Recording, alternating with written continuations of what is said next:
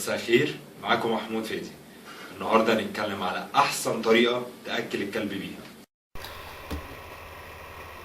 في كلاب تاكل فريش فود اللي هو الاكل البيتي، في كلاب تاكل دراي فود ورو فود. الرو فود ده اللي هو الاكل اللي بيكون اللحمه نيه وفراخ نيه.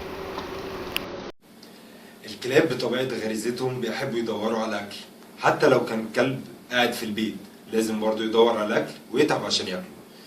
الكلاب ممكن على حسب الاعمار بتاعتها ممكن تاكل من مرتين مره كل يوم، وده من ناحيه اللي هي الناحيه الطبيه بتخلي الهضم احسن.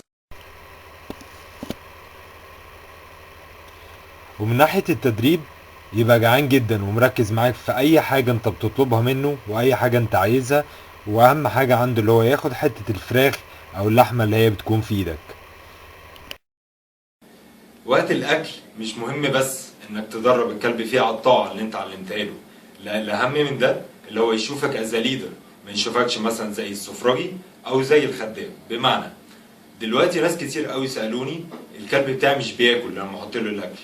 حبيت اعرف الموضوع ده ورحت سالت المحلات الكلاب المعروفه هنا في القاهره، قلت لهم انا الكلب بتاعي مش بياكل اعمل ايه؟ قالوا لي حط الاكل قدامه ربع ساعه وشيله. طب لو ما اكلش حطه تاني في الوجبه التانيه في نفس الميعاد ربع ساعه. كلب كلب انا وسهلا، ما كلش شيل الاكل. يوم التاني الكلب مش هيموت نفسه. طب وبعدين هياكل.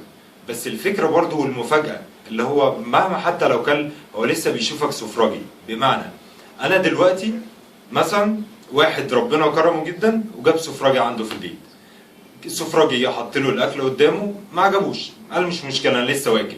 وبعد كده قال راح جه السفراجي بعديها بربع ساعه وشال الاكل. فجه على الوقت اللي هو صاحب المكان علمه يحط له الاكل فيه وحط له الاكل، ايه ده ما عجبوش فسابه. قال له مش مشكله انا مش جعان برضه قوي. قال لي ايه ده للسفراجي وانا ما عنديش اكل غير ده؟ قال له اه. فكل، بس هو لسه شايفك سفراجي. الطريقه الصح اللي تخلي كلب ياكل بيها ويشوفك از ليدر ويبقى مبسوط جدا ان انت بتديله اكل، خليكم معايا.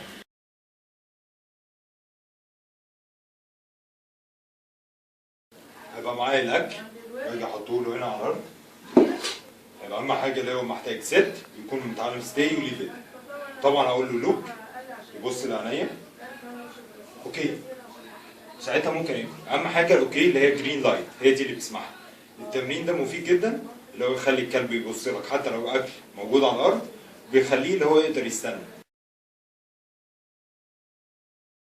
سكوبي كمل.